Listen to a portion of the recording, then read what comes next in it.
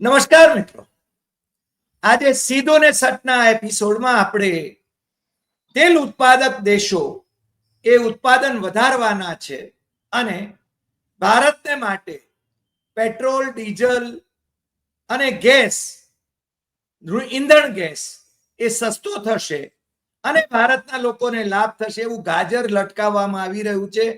ગોદી મીડિયામાં એની વાત થઈ રહી છે, પરંતુ આપણને રશિયાથી જે ઓઇલ મળ્યું, સસ્તું મળ્યું અને એનો લાભ છે ને ભારતના નાગરિકોને, ભારતના લોકોને મળવો જોઈતો હતો, એ તો મળ્યો નથી.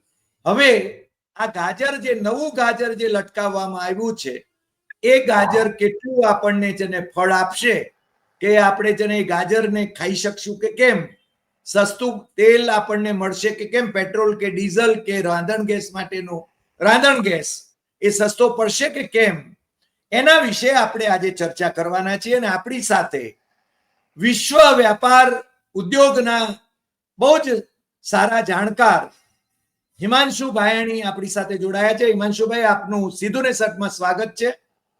અને આજે આ જે વિષય છે એના ઉપર મન મૂકીને તથ્યો આધારિત જે વાત કહેવા માંગો એ વાત કહેવા માટે આપને હું વિનંતી કરું છું. હિમાંશુભાઈ. જી નમસ્કાર.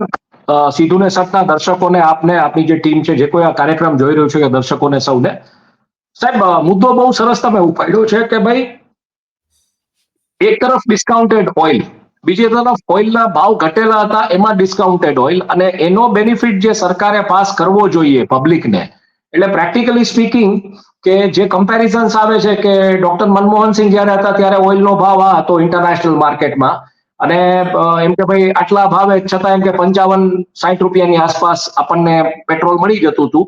અને અત્યારે એમ કે જે ભાવ છે ને, જે ડિસ્કાઉન્ટેડ ભાવ છે ને, રશિયાથી જે મળ્યું એમાંય તો આપણે 100 રૂપિયાની આસપાસ છીએ. એમાં એક ફેક્ટર જે નથી કહેવામાં આવતું ને, એના વિશે પછી જે આખી જે આઈટી સેલ ને જે બધા આવી જાય છે, એ છે કે કરન્સીની વોલેટાલિટી.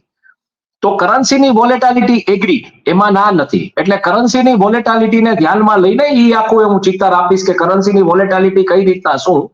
પણ મહત્વનો મુદ્દો આપણે જોઈએ તો આપણું એવરેજ પર કેપિટા કન્ઝમ્પશન જે ક્રૂડ ઓઇલનું, કે જે ઓઇલનું કે તેલ કે ગેસ કે જે પણ કાંઈ આપણે પેટ્રોલ કે ડીઝલની જો વાત કરીએ, તો એ મારી પાસે મેં આંકડાઓનો સ્ટડી કર્યો છે. એ આંકડાઓ છે 1993, એટલે જ્યારથી ઉદારીકરણની નીતિ ભારતમાં લાદવામાં આવી હતી ત્યારથી લઈ અને અત્યાર સુધી, એટલે 32 વર્ષનો ડેટા. એટલે 32 વર્ષના ડેટામાં જે વસ્તુ જોવા મળી રહી છે એ શું છે, એ બહુ ઇન્ટરેસ્ટિંગ છે. 32 વર્ષના નિષ્કર્ષ, જો 32 વર્ષના ડેટાનો જો હું નિષ્કર્ષ આપું તો 1993માં જે કન્ઝમ્પશન હતું એ 1351 કિલો બેરલ્સ પર ડે નું હતું આપણું. એટલે પર કેપિટા એવરેજ કન્ઝમ્પશનની જો આપણે વાત કરીએ, કારણ કે એ સમયમાં કઈ એટલી બધી ગાડીઓ નહોતી, એવા બધા રસ્તાઓ નહોતા, એ બધું નહોતું, એટલે એ રીતનું હતું. ટુરિઝમ કે આ બધો વ્યાપ એવડો નહોતો, સોશિયલ મીડિયા નહોતું, એટલે નાની નાની જગ્યાઓમાં લોકો સ્ટેકેશન્સ માટે જાય, અને પર કેપિટા જે ઇન્કમ કહી શકો કે ડિસ્પોઝેબલ ઇન્કમ એવડી નહોતી. એટલે ઈ 1351 કિલો બેરલ્સ પર ડે નું પર કેપિટા કન્ઝમ્પશન ભારતમાં એવરેજ જે કહી શકો તમે એ હતું. અને વસ્તી ત્યારે તમે ગણો, કાર કે સ્કૂટર હોલ્ડર્સની કે જે કાંઈ ઈ દિશામાં આ કેલ્ક્યુલેશન આવે છે. એ 2025માં આજે અંદાજિત 5742 કિલો બેરલ્સ પર ડે છે. એટલે ઓલમોસ્ટ 1351 થી 5742, એટલે લગભગ ઈ જે વપરાશ છે એ 4 ગણો વધ્યો છે છેલ્લા 32 વર્ષની અંદર. હવે જે વિવિધ સમયગાળામાં આજે ગ્રોથ થયો છે પર કેપિટા ઓઇલ કન્ઝમ્પશનનો, એ લગભગ 4.5% થી લઈને 8.5%, જે કમ્પાઉન્ડેડ એન્યુઅલ ગ્રોથ રેટ જેને CAGR કે છે એ મુજબ થયો છે. એટલે આમાં શું ક્લિયરલી ઇન્ડિકેટ થાય છે કે જ્યારે ઉદારીકરણની વાત આવી ત્યારે બહુ ક્લિયર ઇન્ડિકેશન, ઉદારીકરણથી મેં ડેટા એટલે લીધો, હું ભારત જ્યારે આઝાદ થયું ત્યારથી લઈ શકતો હતો, પણ ત્યારે ઈ ક્લાસ નહોતો, એટલે આપણે ઉદારીકરણને એક બેન્ચમાર્ક લઈને આવીએ. એટલે 1993 થી 2013, એટલે 1993 થી 2003 થી 2013, 20 વર્ષનો ડેટા આપણી પાસે હોય. અને ત્યારબાદ 2014 થી લઈને 2024-25 નો, એટલે ઈ જે 10 વર્ષનો કે 12 વર્ષનો જે ગાળો છે હાલની સરકારનો, એટલે 2 ટર્મ યુપીએ સરકારની ને જે પણ કાંઈ તમે કન્સિડર કરો, અને બાકીની જે મિશ્ર સરકારોની ટર્મ હતી એ પહેલાની, અને ત્યારબાદ જે આ જે એનડીએ ની ક્લિયર મેજોરિટી છે એ આખો આપણે સેમ્પલ સાઇઝ તરીકે લીધું છે. આ જે હવે જે વાત આવી રહી છે આમાં કે આ વૃદ્ધિ ક્લિયરલી ઇન્ડિકેટ કરે છે કે ભારતે એક પ્રકારની આર્થિક ઉન્નતિ કરી છે, ઉર્જાની જરૂરિયાતો જે રીતના વધી છે એ પણ પ્રતિબિંબિત થાય છે, એટલે કે ઇન્ડસ્ટ્રીયલ એક્ટિવિટીઝ વધી છે, ઓવરઓલ સર્વિસ સેક્ટરમાં જે કન્ઝમ્પશન આવ્યું છે પાવરનું આ બધું એ દેખાડે છે. અને આ વલણ 2030 સુધી ચાલુ રહેવાની અપેક્ષા છે, જેમાં ભારત વૈશ્વિક તેલની માંગનું એક પ્રબળ ચાલક બનશે. હવે ભારત શું કરવા વૈશ્વિક તેલ માંગમાં એક પ્રબળ ચાલક બનશે એનું મુખ્ય કારણ એ છે કે સમગ્ર વિશ્વમાં તેલનો જે જથ્થો છે એ 86% પૂર્વ સોવિયત યુનિયન એટલે કે અત્યારનું જે રશિયા કે જે પણ કાંઈ છે એ બધું, કઝાકિસ્તાન, કાયરગિસ્તાન એ બધું તમે કયો એના પેટાળમાં છે. અને મધ્ય પૂર્વ એશિયા એટલે મિડલ ઈસ્ટ એટલે આ બધી જે આપણે ઈરાક, ઈરાન, સાઉદી અરેબિયા, આ બધી જે કન્ટ્રીઝ છે, કતાર, અબુધાબી, આ બધી જગ્યાએ છે અને ત્યાંની મોટી મોટી કંપનીઓ. અને ત્યારબાદ જે આવે છે જથ્થો એ બેઝિકલી આવે છે અમેરિકામાં, એટલે ખાસ કરીને સાઉથ અમેરિકામાં વેનેઝુએલન ક્રૂડ, જે બેઝિકલી રિલાયન્સ અત્યાર સુધી વાપરતું હતું, સસ્તું ક્રૂડ હતું અને એ વાપરતું હતું.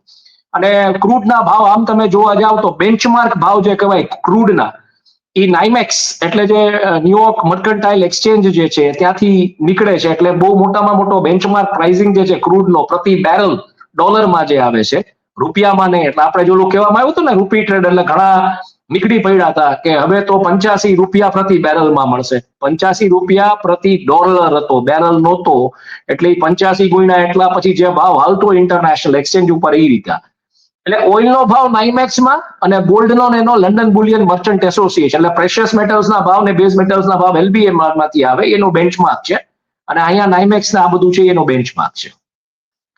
હવે આ પરિસ્થિતિ એટલે 86% ઓઇલનો જથ્થો વર્લ્ડની 3 જ્યોગ્રાફીમાં પડ્યો છે અને બાકીના 14%માં આખું વિશ્વ રમી રહ્યું છે.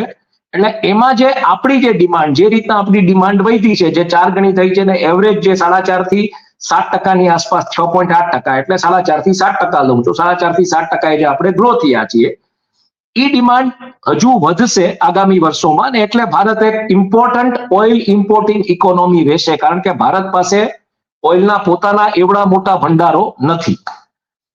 હવે જે પ્રશ્ન છે, તમે જે વાત જે શરૂઆત કરી જે રીતના અને જે કીધું કે રશિયાનું આપણને જે ક્રૂડ મળ્યું ને એમાં કઈ રીતનું, તો એ આપણે એક નજર રાખીએ આપણા પ્રાઇસિંગ ઉપર.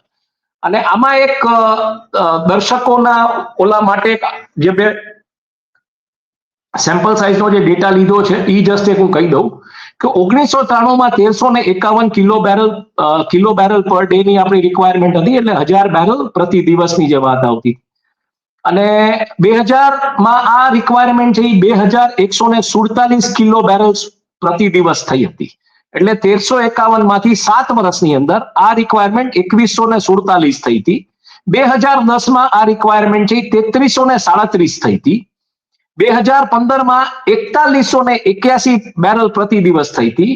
2020માં 4738 બેરલ પ્રતિ દિવસ, 2023માં એ રિક્વાયરમેન્ટ 5446 અને 2024માં જેને કહી શકો 2023માં 5446, 2024માં 5454 અને 2025માં 5742. એટલે આઈડિયલી પાછલા 25 વર્ષની અંદર તમે જુઓ તો 2147 માંથી આપણે 5742 કિલો બેરલ્સ પર ડે ની એવરેજ પર કેપિટા કન્ઝમ્પશનમાં ગયા છીએ. એટલે 2.5 ગણી રિક્વાયરમેન્ટ આપણી થઈ છે.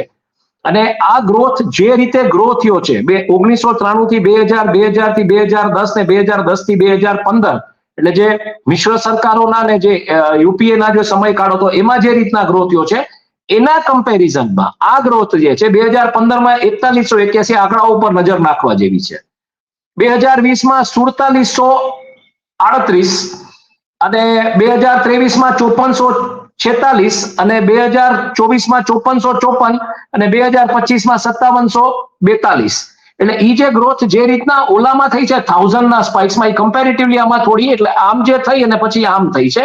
એટલે ઇન્ડિકેટ કરે છે કે તમારી ટેક્સેશન કલેક્શન વધી છે, પણ તમારી ઓવરઓલ જે પેસ રહેવી જોઈએ એ પેસ નથી ગયું, એ સારું છે એકચ્યુઅલી.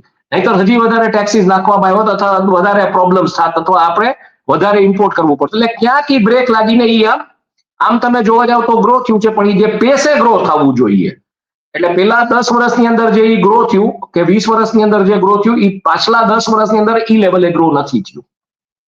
હવે આપણે વાત કરીએ તો આ પરિસ્થિતિમાં આ સુકામાં આપણે પાસ ઓન નથી કરી શકતા. એનું મુખ્ય કારણ જે છે એ બેઝિકલી આમ તમે જોવા જાવ તો જે ઓઇલની પ્રાઇસિંગ પેટર્ન જે છે એ ઓઇલની પ્રાઇસિંગ પેટર્ન બહુ સમજવા જેવી છે.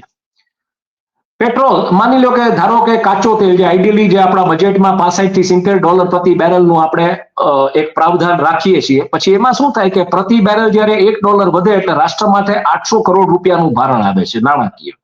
એટલે આપણે એવરેજ જે લઈએ છીએ એ $70 પ્રતિ બેરલ લઈએ છીએ અને વિનિમય દર જે છે આજે 88.05 જેવો છે, પણ આજે આપણે લઈએ તો 83 ની આસપાસ આપણે એક આઈડિયલ એવરેજ લઈને ચાલીએ તો એ પરિસ્થિતિમાં જે કાચો જે ખર્ચ છે બેઝિકલી ઓઇલ લઈ આવવાનો કે જે પણ કાંઈ એ 35 થી 40 રૂપિયા પ્રતિ લીટર છે ઓઇલ, આઈ મીન ડીઝલ કે પેટ્રોલમાં. એટલે એનું રૂપાંતરણ ને રિફાઇનિંગ ને જે કાંઈ થઈ આખી કોસ્ટ 35 થી 40 રૂપિયા પ્રતિ લીટર છે.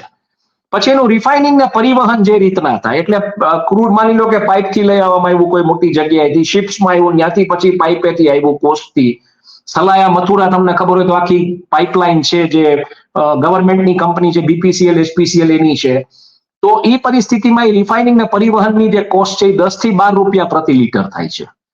પછી ડીલરોનું કમિશન છે એ 3.5 રૂપિયા પ્રતિ લીટર છે. એટલે માની લો કે કોઈ પેટ્રોલ પંપ ઉપર 10,000 લીટર માલ વેચાતો હોય તો 10,000 ગુણ્યા 3.5 તમે કરી લો તો 35,000 રૂપિયા જેવી એની એવરેજ આવક રોજની છે. એમાં બધો ખર્ચો જે કાંઈ બધું એને કાઢવાનું, મેન્ટેન કરવાનું બધું. પછી કેન્દ્રીય અને એક્સરસાઇઝ ડ્યુટી આ બહુ મોટો ફેક્ટર, આ બહુ મોટો ફેક્શન છે. 19 રૂપિયા ને 90 પૈસા પ્રતિ લીટર છે. રોડ અને ઇન્ફ્રાસ્ટ્રક્ચર સેસ છે 13 રૂપિયા પ્રતિ લીટર છે. પછી જુદા જુદા રાજ્યોમાં વેટ જે છે એ જુદું છે. આપ કઈક પૂછી રહ્યા છો આઈ થિંક. આપનું મ્યુટ છે આઈ થિંક. નહીં, એટલે સરકારી ટેક્સ જે છે એ જ વધારે મને લાગે છે એને મોંઘું કરે છે. હા, એટલે હજી આપણે 3 જ કમ્પોનન્ટની વાત કરી છે, કેન્દ્રીય એક્સરસાઇઝ ડ્યુટી, રોડ ઇન્ફ્રાસ્ટ્રક્ચર અને વેટ. એટલે આ 3 કમ્પોનન્ટ જે છે એ લગભગ તમે માનો 20 રૂપિયા 13 રૂપિયા, 20 ને 13 એટલે તમે માનો કે 33 રૂપિયા, 33 ને બીજા 17 રૂપિયા, એટલે લગભગ 40 રૂપિયા, 50 રૂપિયા, સોરી 33 ને 17 50, એટલે લગભગ આ કોસ્ટ છે એ તમે માનો કે 48 થી 50 રૂપિયાની આસપાસ માત્ર સરકાર જુદા જુદા ફોર્મમાં ટેક્સીસમાં લઈ જાય છે. ચાહે સ્ટેટ એક્સચેકરની રેવન્યુ છે. Sorry for the interruption. 50 રૂપિયા એનું કોસ્ટ થાય છે બાકી બધી, અને 50 રૂપિયા એ સરકાર ટેક્સ અને એ બધામાં લઈ જાય છે. એટલે સરકાર નક્કી કરે છે. હા, એટલે તમે 35 થી 40 રૂપિયા પ્રતિ લીટર જે મૂળ ખાચો ખર્ચ છે રિફાઇનિંગ પછીનો કે જે પણ કાંઈ, અને એમાં તમે 10 થી 12 રૂપિયા બીજા પરિવહન અને રિફાઇનિંગ ના એડ કરો તો લગભગ તમારી કોસ્ટ થાય 45 થી જેને કહી શકો તમે 52 રૂપિયાની આસપાસની. અને એમાં તમે ડીલરનું ફિક્સ કમિશન 3.50 રૂપિયા એડ કરી દો એટલે 55 રૂપિયા જેવું થાય. 55 એટલે આમ તમે માનો 55 માં બીજા 5 ઓછા કરો એટલે લગભગ 50 રૂપિયા 50 પૈસાથી લઈને 55-50 સુધીની એની પ્રોડક્ટની નેટ કોસ્ટ છે. પછી જે ટેક્સીસ છે એમાં 19.90 રૂપિયા કેન્દ્રીય એક્સરસાઇઝ ડ્યુટી. એટલે 50 રૂપિયાની પ્રોડક્ટ ઉપર આઈડિયલી તમે જોવા જાઓ, જો જીએસટી ની પરિભાષામાં આપણે વાત કરીએ તો 20 રૂપિયા 50 રૂપિયાની પ્રોડક્ટ ઉપર એટલે તમે સમજી લો 40% લક્ઝરી ટેક્સ છે. નવા ટેક્સ સ્લેબમાં જોવું ને જીએસટી ના તો એટલે કેન્દ્રીય એક્સરસાઇઝ ડ્યુટી સીધી ખાલી એક્સાઇઝ ડ્યુટી જે છે એ 20 રૂપિયા એટલે 40% થઈ. કારણ કે તમે 50.50 કે 55 રૂપિયા જેવું એટલે 5 રૂપિયાની આઈડિયલ કોસ્ટ આવે તો 5 મલ્ટીપ્લાય બાય 4 કરો એટલે 20 રૂપિયા સરકાર, ખાલી 40% એ લક્ઝરી ટેક્સ છે જે તમારી બેઝિકલી જરૂરિયાત છે આઈડિયલી. પછી એના ઉપર પાછો રોડ અને ઇન્ફ્રાસ્ટ્રક્ચર કોસ્ટ છે એ 13 રૂપિયા એટલે એ લગભગ બીજો તમે માનો તો એ 20%, 20 થી 23% જેવો થાય, 20 થી 25% જેવો. એટલે 40% ઓલા ને 25% આ એડ કરો તો 65% ઈ કોસ્ટ થાય છે. અને એના ઉપર તમારા 15 થી 17 રૂપિયા પ્રતિ લીટર એટલે જે બેઝિકલી દિલ્હી જેવામાં કે મહારાષ્ટ્રમાં જુદી જુદી સેસ હોય એટલે એ રીતનો ભાવ આવે. તો 15 થી 17 એટલે એ બીજા 30 થી 35%. એટલે આઈડિયલી તમારી 65 અને એના ઉપર બીજા 30 થી 35% એટલે એ બેઝિકલી 100% સીધા તમારી પ્રોડક્ટ ઉપર સરકાર, એટલે લક્ઝરી ડબલ લક્ઝરી પણ 2.5 ગણી લક્ઝરી ટેક્સ આખો તમારી પાસેથી. જો જીએસટી ના લક્ઝરી સ્લેબના હારે હું કમ્પેર કરું તો 2.5 ગણો લક્ઝરી ટેક્સ લે છે આના ઉપર. વેરેઝ આ લક્ઝરી નથી.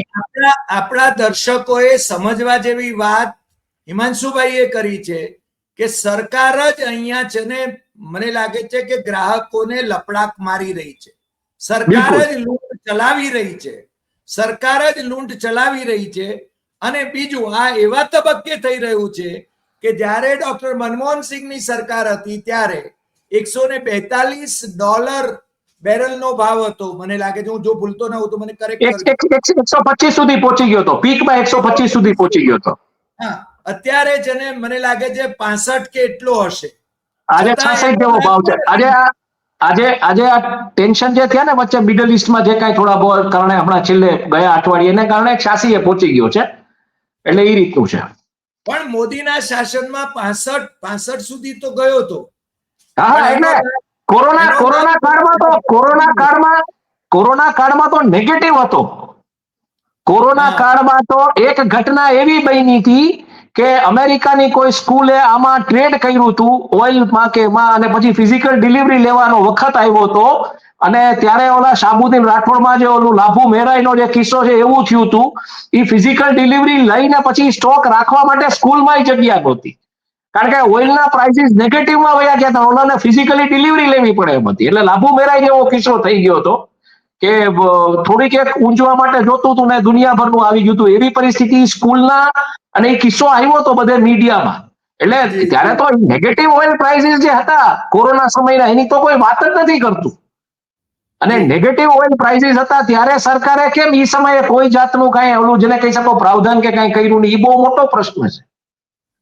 એટલે એ આપણે ચર્ચાએ લઈએ તો પરિસ્થિતિ એવી થાય કે તો જેને કહી શકો તમે કે એકચ્યુઅલી તમને કહું કે આ ટેક્સીસ કલેક્ટ કરવાની જરૂર જ ના રહી તમારે.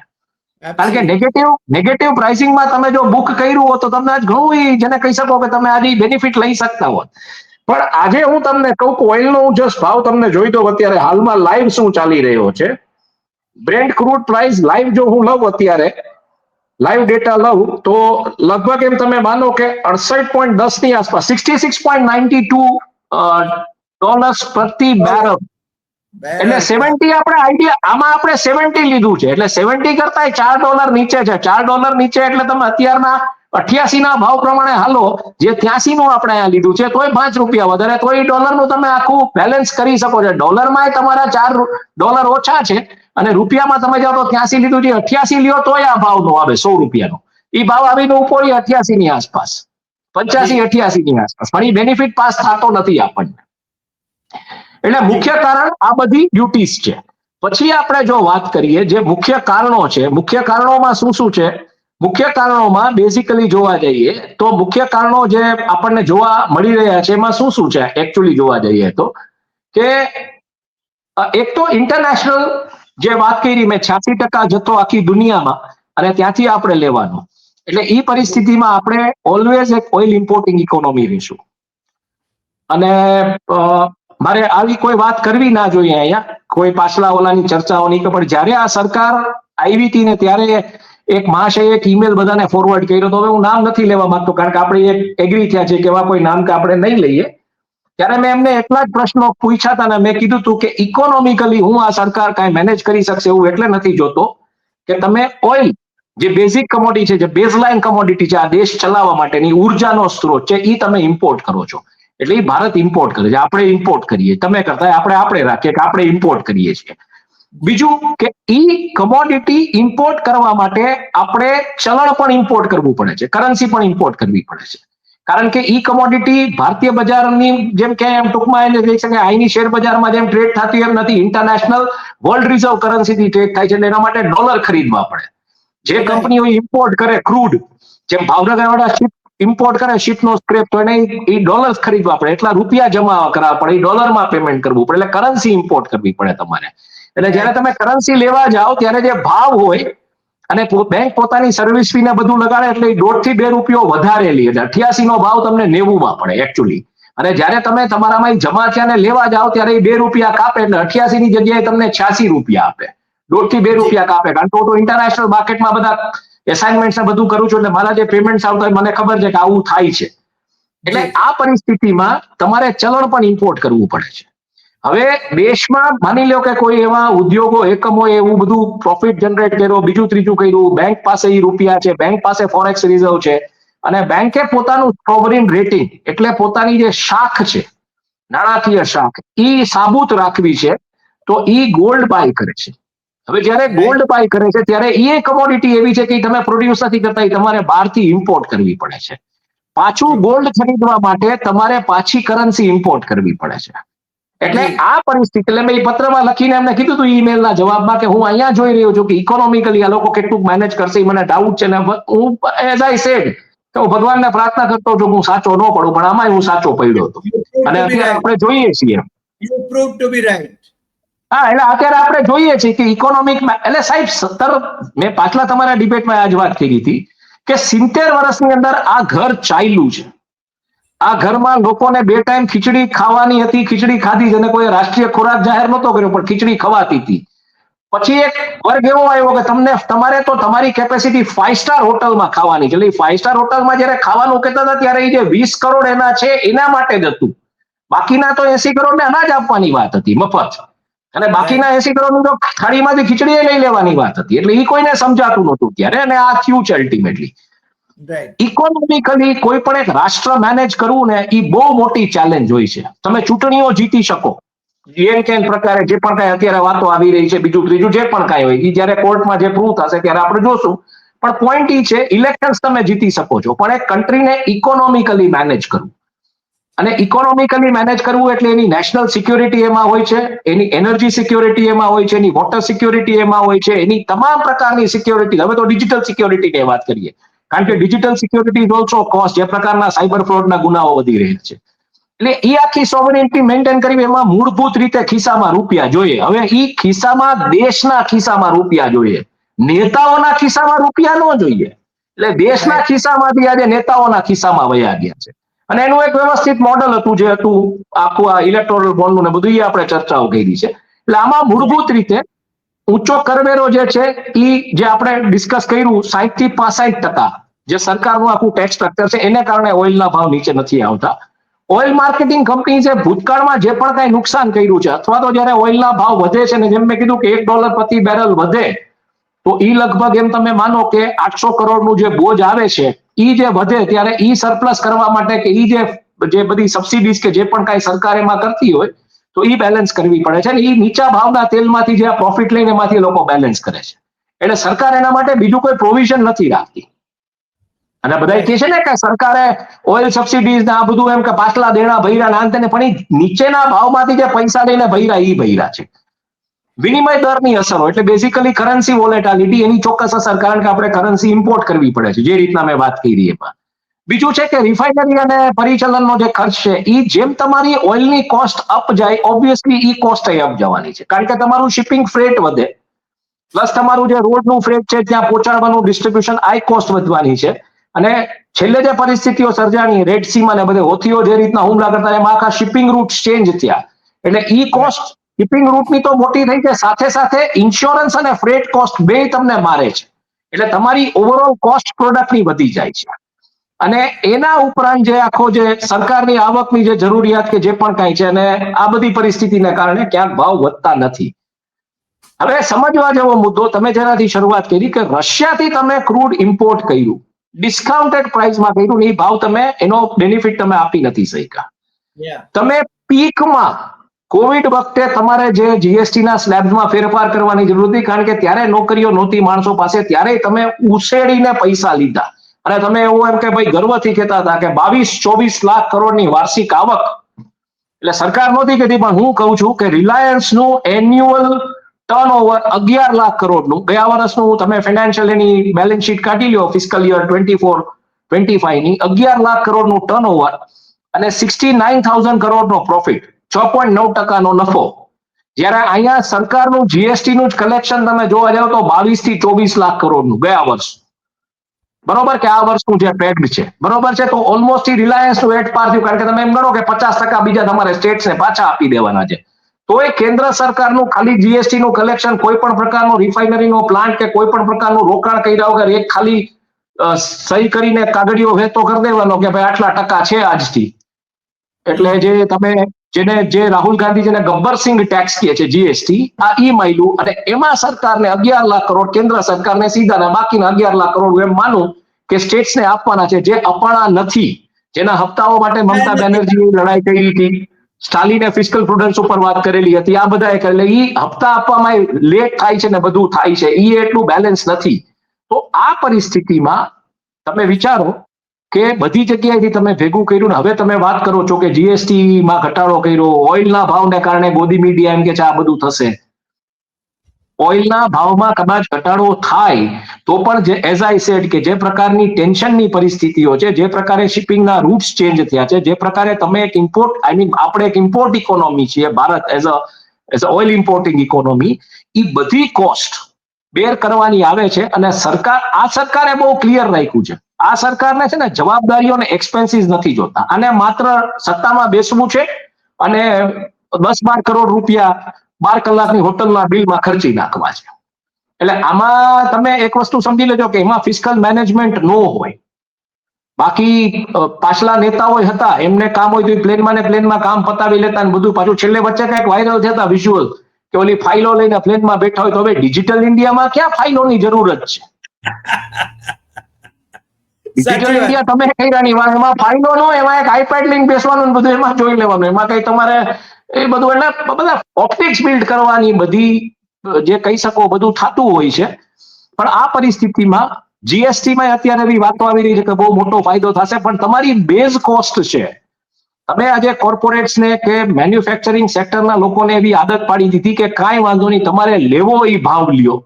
એટલે તમારું એક્ટિવા જે જમાનામાં 60-70 હજારમાં આવી જતું હતું, એ 1.25 લાખ 1.5 લાખે પહોંચી ગયું.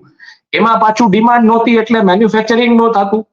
એટલે એક જમાનામાં 70-80 ના દાયકામાં જેમ પોસ્ટકાર્ડ આવતું કે તમને બજાજ ચેતક લાગ્યું છે, એમ અહીંયા પોસ્ટકાર્ડ વગર 4 બીજા આવી ગયા હતા કે લેવા ગયા એટલે બહાર નીકળે કે નથી મળતું, તો કે ના 25,000 50,000 ઓનના સાથે તમને અપાવી દઉં અઠવાડિયાની અંદર. એટલે આ પાછી એક રીડ આખી જે વ્યવસ્થાઓ હતી એમાં આ બધું થતું હતું.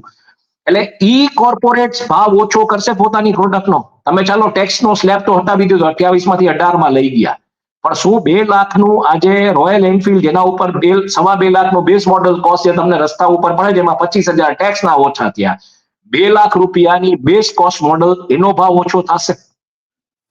વસ્તુ સમજવાની આ છે. ભલે એમાં તમે બધા એમાં જે કમ્પોનન્ટ્સ લાગે છે એના સ્લેબ ઘટાડ્યા, બીજું ત્રીજું, પણ એ જે પ્રીમિયમાઇઝેશનનું માર્કેટ તમે કરી નાખ્યું છે ને, એ હવે કોર્પોરેટને જ્યારે એ ઓછું કરશે તો એની ટોપ લાઇનમાં બહુ મોટો ડેન્ટ પડશે.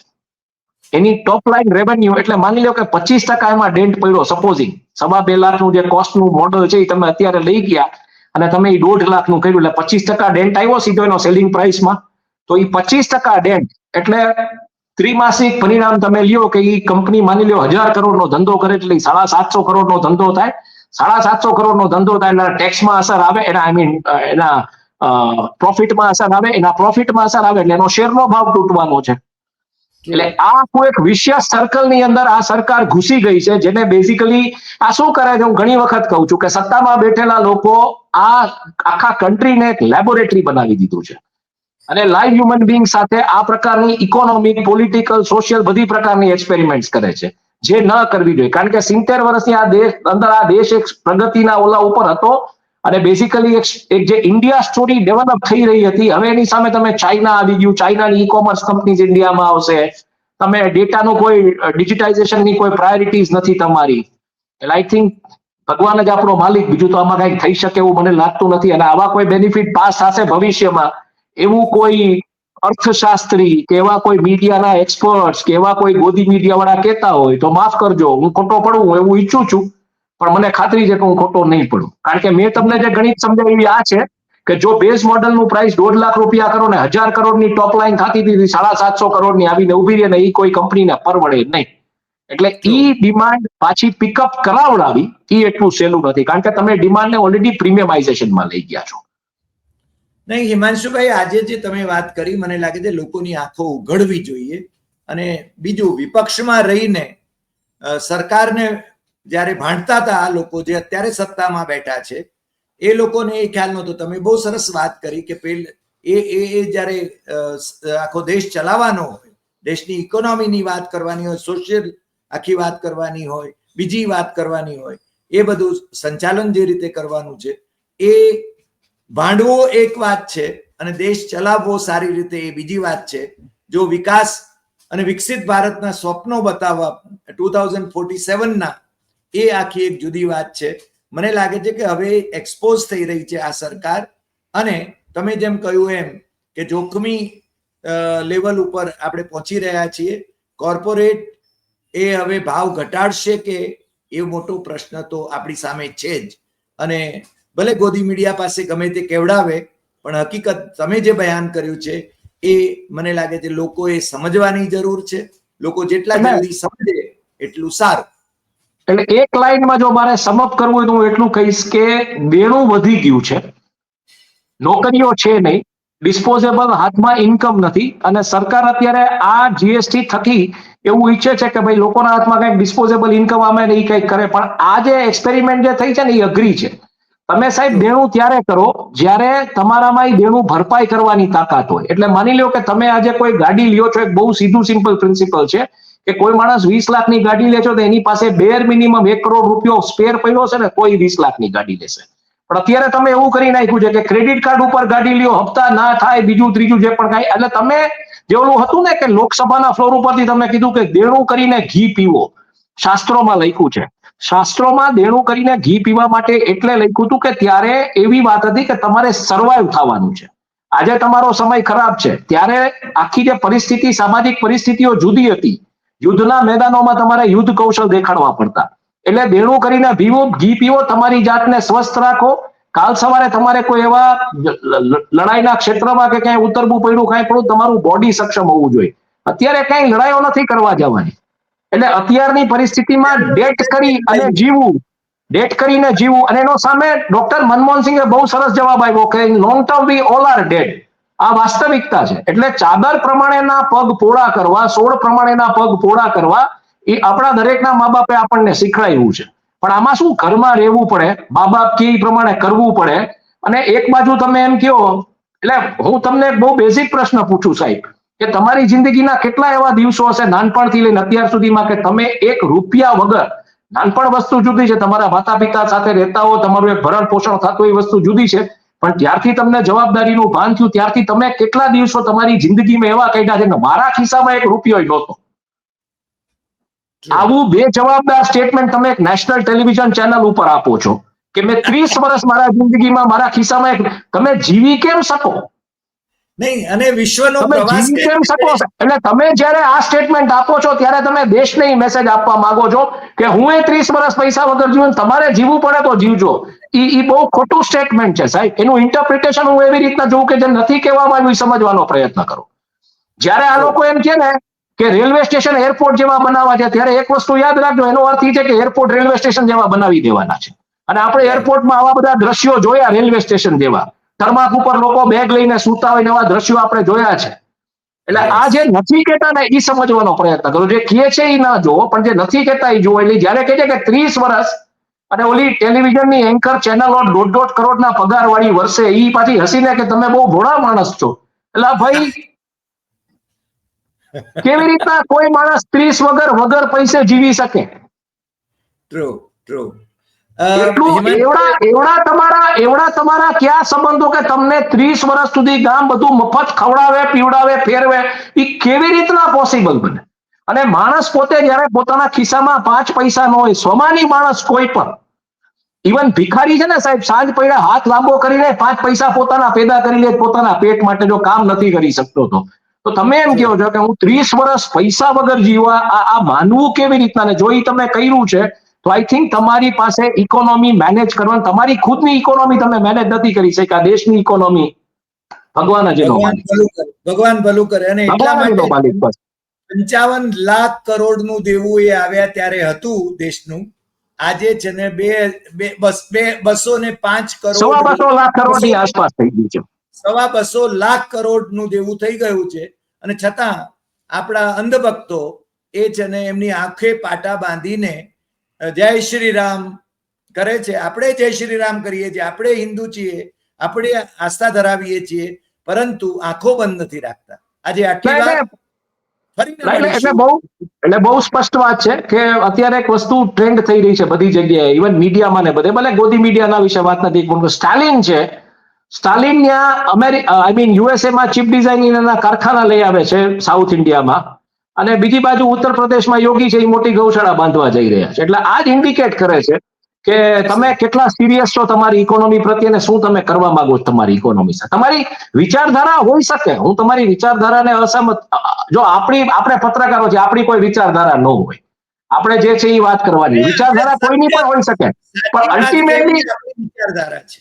હા, પણ અલ્ટિમેટલી એ વિચારધારા સમાજને કેવી રીતના બેનિફિટ કરે છે એ વિચારધારાને જો હું પેરેલલી જોડવા માંગુ તો ગાંધીજીની વિચારધારા કે for that matter Pandit Deendayal ઉપાધ્યાયજીની વિચારધારા કે ડોક્ટર શ્યામા પ્રસાદજીની વિચારધારા, શ્યામા પ્રસાદ મુખર્જીની વિચારધારા કે ભાઈ અંત્યોદય, છેલ્લા માણસ સુધી વિકાસના બીજ પહોંચવા જોઈએ, છેલ્લો માણસ સુખી થવો જોઈએ, છેવાડે રહેતો માનવી, આ વિચારધારા, આ સોશિયાલિઝમની વિચારધારા હોવી જોઈએ. કેપિટલિઝમને આજે તમે પક્ષને સાધ્યની જગ્યાએ સાધન બનાવી દીધો છે. ગમે એવો ગામનો ઉતાર, રસ્તા ઉપર સંભોગની પ્રક્રિયા કરતા વિડીયો વાયરલ થાય એવો માણસ તમારો નેતા બને છે, તમે એની સામે કોઈ એક્શન નથી લઈ શકતા. તમારો નેતા કોઈ હોટલના બંધ રૂમમાં આટલી સ્વચ્છતા સાથે ઓલું દારૂનું માથે રાખીને નાચ કરે છે એક ચડ્ડી પહેરીને. આના માટે તમે આવ્યા છો સત્તામાં, આ કરવા માટે તમે સત્તામાં આવ્યા છો. લાનત છે યાર તમારા ઉપર, જો તમારે આ કરવા માટે સત્તા જોતી હોય તો. આ તમે તમારા બંધ રૂમમાં કરી શકો છો, અને હવે તો સોશિયલ મીડિયાનો જમાનો છે, વાયરલ કરી શકશો ને બહુ તમે તમારી આલ્ગોરિધમિક વેલ્યુ બિલ્ડ થશે. આના માટે દેશમાં સત્તા સ્થાને ન આવવાનું હોય, આ તો તમે ગજબનું નુકસાન પહોંચાડી રહ્યા છો. આ કયા પ્રકારનો ઓપ્ટિક્સ તમારા નેતાઓ બિલ્ડ કરી રહ્યા છે? હિમાંશુભાઈ, આજે તમે જોડાયા અને બહુ જ મહત્વની લોકોને સ્પર્શતી, લોકોને અસર કરતી બાબતોની ચર્ચા કરી, ગ્લોબલ લેવલથી માંડીને આપણા ઘર સુધીની. એટલે એ બદલ આપનો ખૂબ ખૂબ આભાર, અને ફરી મળીશું નવા એપિસોડમાં નવા વિષય સાથે. નમસ્કાર.